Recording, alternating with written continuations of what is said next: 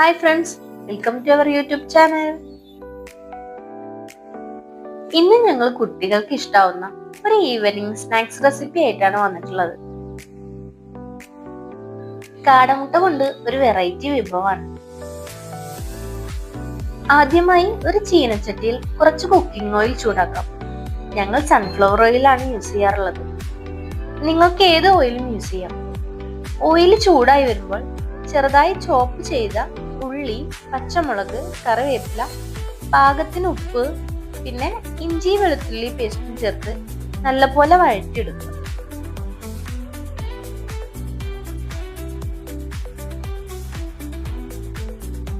ഉള്ളി നന്നായി വാടി വരുമ്പോൾ നമുക്ക് പൊടികൾ ചേർക്കാം. മഞ്ഞൾപ്പൊടി, മല്ലിപ്പൊടി, ഗരം മസാല, കുരുമുളക് പൊടി, കുറച്ച് വലിയ ജീരകപ്പൊടി എന്നിവ ചേർത്ത് പച്ചമണം പോകുന്നത് വരെ മിക്സ് ചെയ്യുക.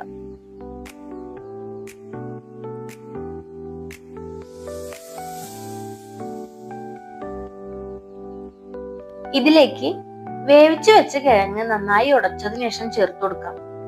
ഇനി ഇതെല്ലാം നന്നായി മിക്സ് ആവുന്നത് വരെ തുടർച്ചയായി ഇളക്കി കൊടുക്കണം. ഈ മസാല അടിയിൽ പിടിക്കാതിരിക്കാനും ശ്രദ്ധിക്കണേ.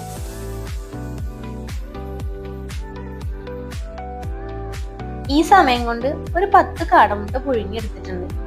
പുഴുങ്ങിയ കാടമുട്ടയാണ് നമ്മുടെ മെയിൻ ഇൻഗ്രീഡിയന്റ്. നേരത്തെ തയ്യാറാക്കിയ മസാലയും കാടമുട്ടയും ചൂടാറിയതിനു ശേഷം ബോൾ ഷേപ്പിൽ പൊതിഞ്ഞെടുക്കണം. അതിനായി കുറച്ച് മസാല കയ്യിലേക്ക് എടുത്ത് അതിലേക്ക് കാടമുട്ട വെച്ചു കൊടുക്കാം. എന്നിട്ട് കുറച്ചുകൂടെ മസാല അതിന് മുകളിൽ വെച്ചിട്ട് ബോൾ ഷേപ്പിൽ പൊതിഞ്ഞെടുക്കാം.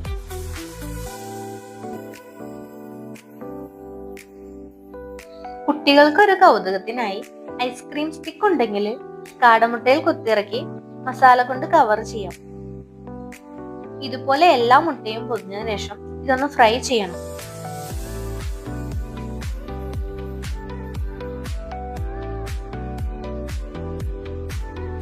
അതിനായി കുറച്ച് ബ്രെഡ് ക്രംസും കോഴിമുട്ട ബീറ്റ് ചെയ്തതും എടുത്തിട്ടുണ്ട്.